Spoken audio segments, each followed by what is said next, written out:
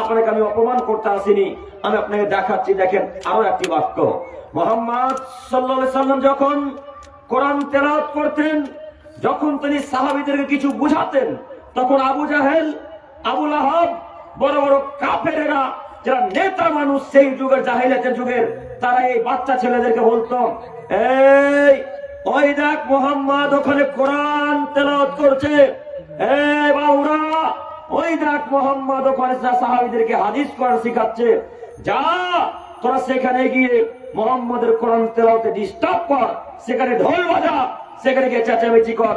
তখন এই বাচ্চা ছেলেগুলা আবু জাহেল, আবু লাহাবের কথা শুনে আল্লাহ নবী যেখানে কোরআন তেলাওয়াত করতেন, সাহাবীদেরকে যেখানে বুঝাতেন, সেখানে এসে তারা চেঁচামেচি করতো।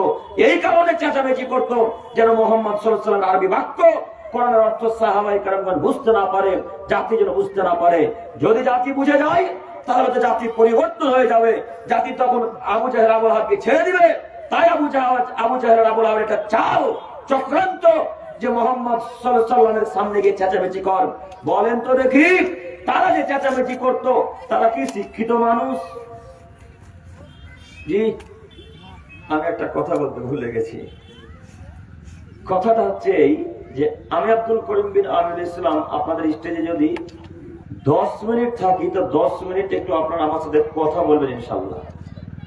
বলবেন ইনশাল্লাহ? ইনশাল্লাহ, ইনশাল্লাহ।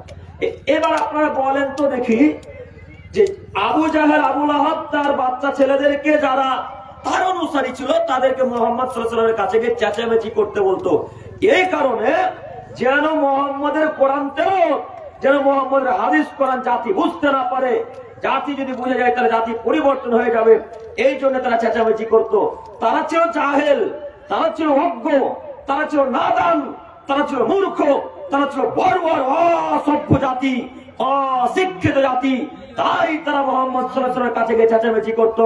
বলেন আবু জাহেলের মাঝে আর আবু লাহাবের মাঝে, আর সেই যুগের লুচ্চারা পানের ছেলেদের মাঝে, আর এই বর্তমানে আজকে মেলাতে ঘোরাঘুরি করছে, এদের মাঝে কোনো পার্থক্য আছে? হ্যাঁ, কোন পার্থক্য নেই। আবু জাহেল কোরআন শুনতে দিবে না, তাই চেঁচামেচি করতে বলতো, আর এই কাপুরুষের বাচ্চা, কাপুরুষেরা বক্তব্য শুনবে না, তাই মেলাতে গিয়ে চেঁচামেচি করছে, ঘোরাঘুরি করছে। বলেন পার্থক্য কোথায়? বলেন পার্থক্য কোথায়? ওই জাতি কিভাবে পরিত্রাণ পেতে পারে? যে জাতি খ্রিস্টানকে বানিয়ে নিয়েছে বন্ধু, ওই জাতি কিভাবে পরিত্রাণ পেতে পারে? যে জাতি ইহুদিকে বানিয়েছে বন্ধু, ওই জাতি কিভাবে কল্যাণ পেতে পারে? যে জাতি হিন্দুকে বানিয়েছে বন্ধু। অসম্ভব, কখনো নয়। দেখেন আপনাকে আমি আয়াত দেখাচ্ছি,